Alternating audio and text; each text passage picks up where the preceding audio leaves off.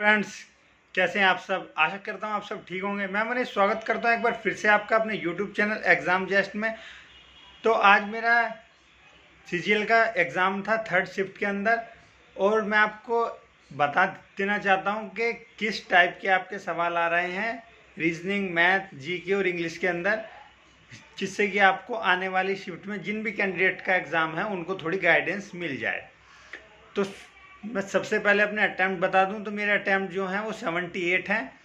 और मैं रीजनिंग से स्टार्ट करता हूं। तो देखिए, रीजनिंग के अंदर जो आपके पेयर बनाने वाले होते हैं वो ब्रैकेट के अंदर 3 संख्या दी होती है, उसमें एक बनाना होता है, उसके जैसा जो है ऑप्शन में छांटना होता है।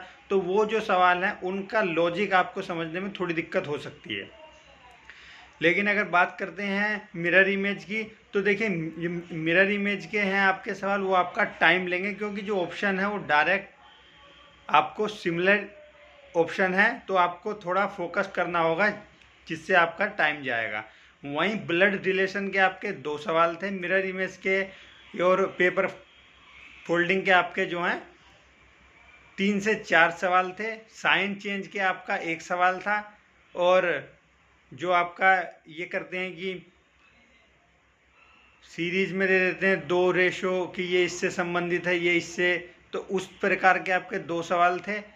कोडिंग के आपके 2 से 3 सवाल थे, और जो 2 थे उसके अंदर से एक ईजी था, एक ट्रिकी था, उसको समझना भी आसान था। लेकिन जो तीसरा था उसको समझना बहुत ही मुश्किल था, क्योंकि जो मेरे अटैम्प्ट हुए हैं 25 में से वो 23 हुए हैं।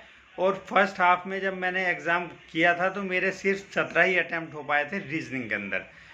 तो उस तरीके से आप अपना टाइम मैनेजमेंट कीजिएगा। अगर आप रीजनिंग पहले करते हैं तो कहीं ना कहीं आपको टाइम का इशू जो है लास्ट में जाकर फेस करना पड़ सकता है। मैं अगर बात करता हूँ मैथ के लिए, तो देखिए मैथ के जो सवाल हैं वो लेंथी हैं।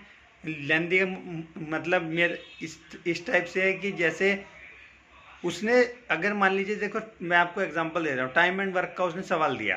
तो टाइम एंड वर्क का सवाल एक तो ये होता है कि ए 20 दिन में करता है, ए 30 दिन में करता है, बी 20 दिन में करता है, दोनों मिल के काम इतने दिन में करते हैं। लेकिन वो घुमा देता है, क्या कहता है, ए 20% कार्य 4 दिन में करता है, और बी 60% कार्य 7 दिन में करता है। तो दोनों मिलकर काम करते हैं, और फिर सी आ जाता है। तो सी और बी मिलकर उस पर उसका 75% या 60% कार्य कितने समय में करेंगे। इस तरीके से आपके जो है मैथ के सवाल है। तो देखिए मैथ के आपके सवाल, कुछ सवाल ऐसे होंगे जो आपको आते होंगे लेकिन आप टाइम की वजह से कर नहीं पाएंगे। जैसे कि सिंप्लीफिकेशन का एक सवाल था, लेकिन उसको इस तरीके से ट्रिक कर रखा था, घुमा रखा था, कि मुझे वो छोड़ना पड़ा, क्योंकि उसके अंदर मुझे टाइम ज़्यादा लगता, बाकी के जो मेरे क्वेश्चन थे वो छूट जाते। तो इस प्रकार से आपको पेपर के अंदर टाइम मैनेजमेंट करना है। टाइम मैनेजमेंट करना इस पेपर में बहुत ज़रूरी है, क्योंकि आप जैसे रीजनिंग करते हुए आएंगे तो आपका टाइम लिया जाएगा, और मैथ में कुछ क्वेश्चन बीच बीच में ऐसे डाल देंगे जो आपका टाइम लेंगे, और लास्ट में आपका टाइम नहीं बच पाएगा।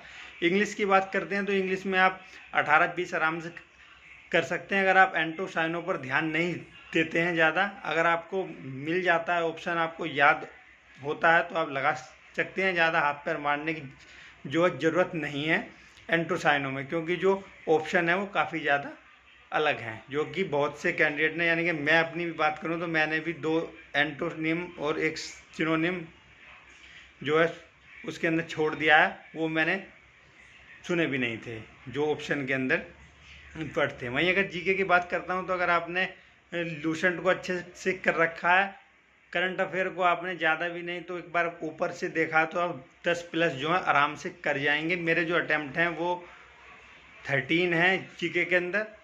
ओवरऑल जो मेरा अटैम्प्ट है वो मैं आपको बता चुका हूँ। एक्यूरेसी मार्क्स कितने आएंगे ये आंसर की के बाद पता चलेगा, क्योंकि अभी मैं आपको बता दूँ मेरी 90% एक्यूरेसी है, 100% है।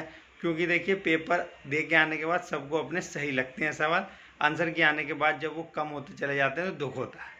इसलिए मैक्सिमम एक्यूरेसी मैंने अपना पोटेंशियल दिया, आप भी अपना मैक्सिमम पोटेंशियल दीजिए।